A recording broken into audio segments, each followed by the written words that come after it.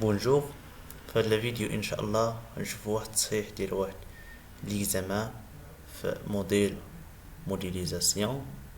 Donc l'exercice que demande, on se donnait n appartient à n étoile et p appartient à r n, un vecteur, et a est une matrice symétrique définie positive.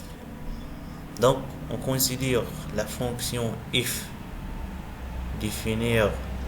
Donc on a ensemble de départ Rn et ensemble d'arrivée. Donc la première partie montre que if est une fonction quadratique. Donc pour cela, donc on a la fonction écrite comme if de x est égal à epsilon, la norme de x au carré plus 1 sur 2 produit scalaire la matrice AX x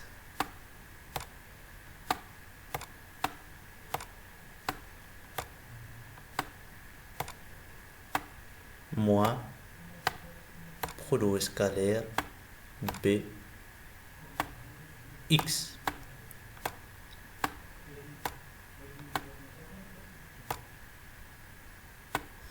Donc cette fonction est égale à epsilon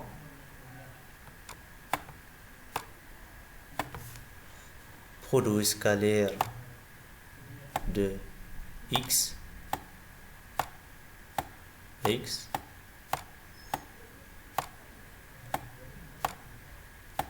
plus 1 sur 2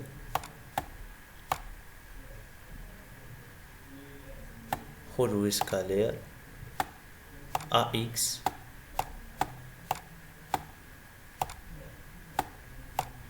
x moins produit scalaire Bx.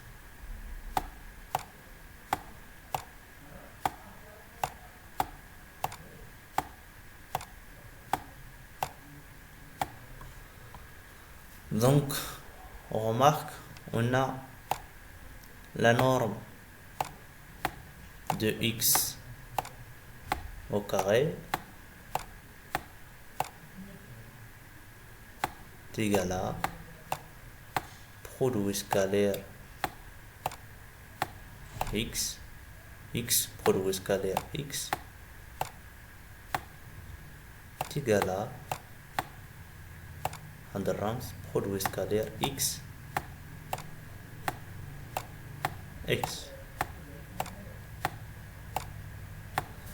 Donc tout simplement cette fonction est égale à epsilon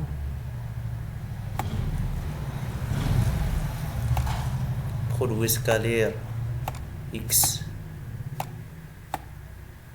et n c'est la matrice identité x plus 1 sur 2 produit scalaire AX x plus moins pardon produit scalaire B x. Donc tout simplement f c'est une fonction quadratique car toutes les fonctions quadratiques écrire comme la forme x de f de x est égal à 1 sur 2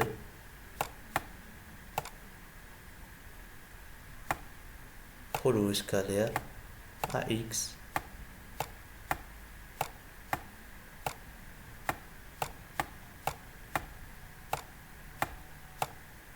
X moins produit scalaire B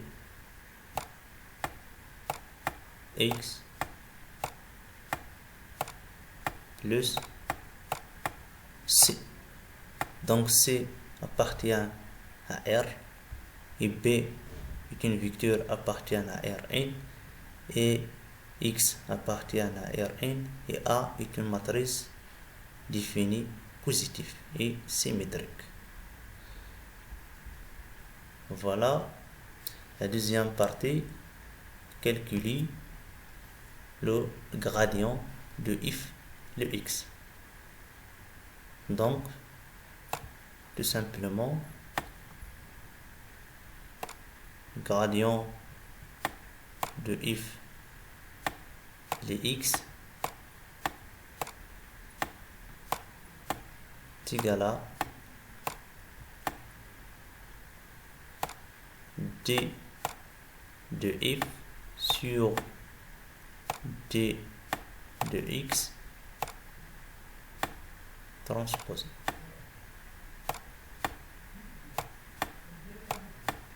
Est égal à de epsilon x0 in pardon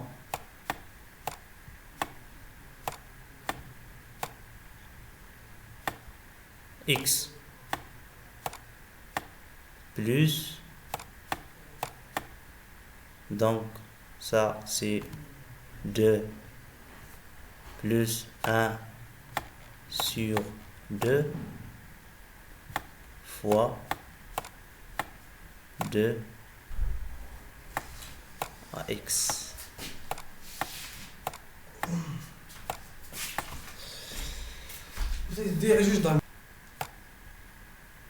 B. Donc x 2 à 2. Donc tout simplement le gradient est égal à 2 epsilon i n x plus a x moins b. Donc voilà le gradient. Après, la troisième partie, calculer le Haussien de f de x. Donc tout simplement Haussien de f de x est égal à gradient au carré de f de x, la deuxième dérivée de f de x. Donc est égal à 2 epsilon et n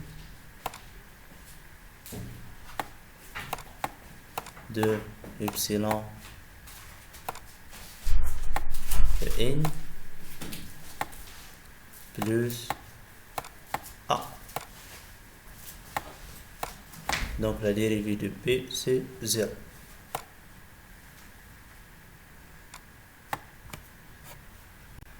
Alors on passe directement à la deuxième question. Cette question montre que f est une fonction convexe. Donc pour cela,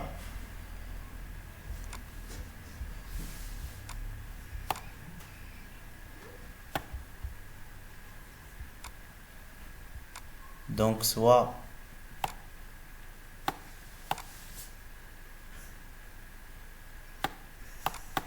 h par exemple ou bien oméga ou bien plus appartient à r n.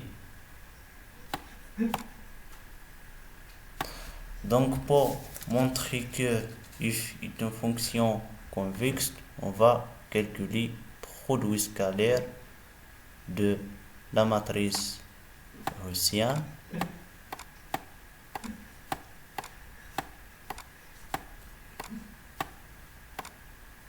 fois h produit scalaire h. Donc on va montrer ça supérieur strictement de 0. Donc on a déjà calculé le Gaussien, donc tout simplement est égal à le Gaussien, c'est 2 epsilon in matrice identité plus A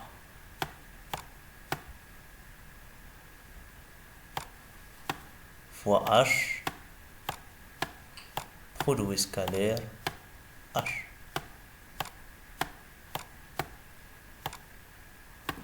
Donc on a 2 epsilon sont de constantes, donc 2 epsilon produit scalaire in la matrice identité plus A fois H produit scalaire H. Donc c'est égal à, donc on a H fois n pardon, donc 2 epsilon produit scalaire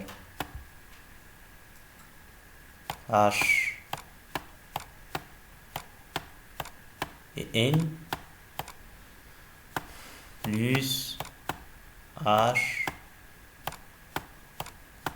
A. Donc produit scalaire H, le tout produit scalaire H. Donc c'est égal à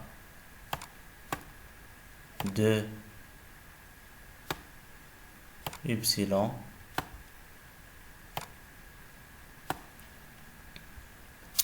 H et n produit scalaire H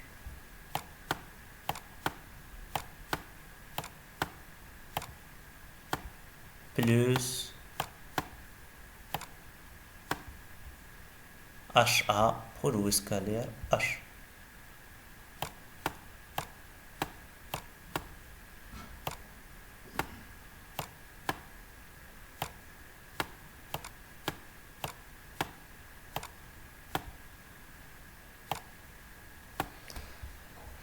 Donc on a H fois in produit scalaire H est égal à la norme de H au carré, car on a la relation suivante, la norme de x au carré est égal à produit scalaire de x.